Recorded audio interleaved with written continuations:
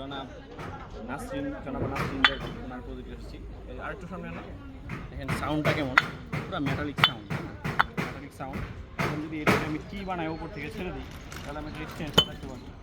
এটা কিন্তু ভাঙে না, স্ট্যান্ড ভালো। তবে এই স্ট্যান্ড ভালোর পরেও এখানে কিন্তু প্রচুর পরিমাণে পানি দেওয়া হয়েছে। পানি দেওয়ার কারণে আপনার এই ইটগুলায় গুঁড়ো কম হচ্ছে। ওই দিকটা দেখেন কতগুলো ইট ভাঙানো হয়েছে। হ্যাঁ, ইট ভাঙা দুইটা আইটেম করা হয়েছে, একটা হচ্ছে 3/4 রাউন্ড আর একটা হচ্ছে পাই বা আপনার 12 মিলিমিটার ডাউন গেট। তো 12 মিলিমিটার ডাউন গেট আর দুইটা কোয়ান্টিটি দেখেন কত, প্রায় 20,000 ইটের মতো ভাঙানো হয়েছে। আর এখানে গোড়া করে এই যে এই পরিমাণ গুঁড়ো হয়েছে।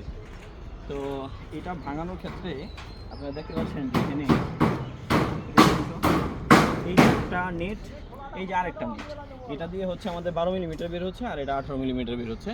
তো যার কারণে কোয়ালিটিও ভালো হচ্ছে। আর এই যে গুঁড়ো ইটগুলো এগুলো কিন্তু আপনার কম বের হচ্ছে।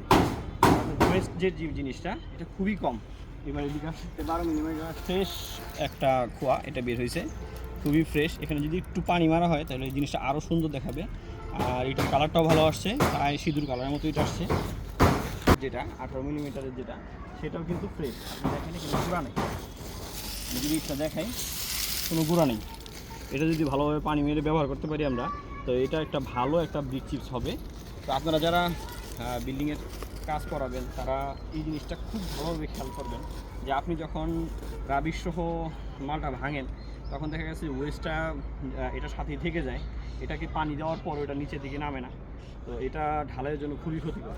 তো যারা বিল্ডিংয়ের জন্য ব্রিক চিপস তৈরি করবেন তারা এইভাবে 3/4 ডাউনটা আলাদা, 12 মিলিমিটার ডাউনটা আলাদা, অর্থাৎ পাই আলাদা করে নেবেন। এটা কিন্তু ব্যবহার করতে পারবেন আপনি। এটার সাথে এটার কোয়ান্টিটি যা থাকবে 1/3 ব্যবহার করলে এটা কিন্তু 2/3 আর এটা 1/3। তবে 2/3 1/3 মিক্স করে আপনি আপনার ঢালাই দিতে পারেন।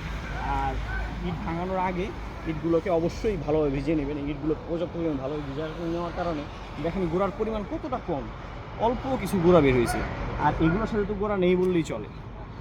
তো সকলের সুস্বাস্থ্য মঙ্গল কামনা করে এবং এই প্রজেক্টটা যদি আমরা সুন্দরভাবে করতে পারি সেই দোয়া এবং প্রত্যাশা রেখে সকলের সুস্বাস্থ্য কামনা করে আজকের মতো এখানে রাখছি। আসসালামু আলাইকুম।